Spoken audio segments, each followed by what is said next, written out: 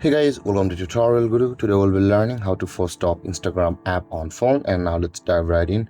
Now to stop Instagram app on phone, first open up the settings of your phone, and after opening the settings of your phone, guys, scroll down until you can spot the apps option available for us.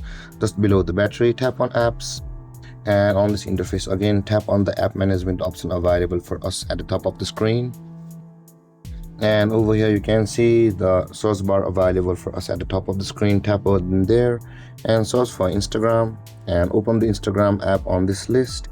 And on this interface, guys, you can see the force stop button available for us. Tap on it and again tap on the force stop button over here, and the Instagram app will be force stop on your phone.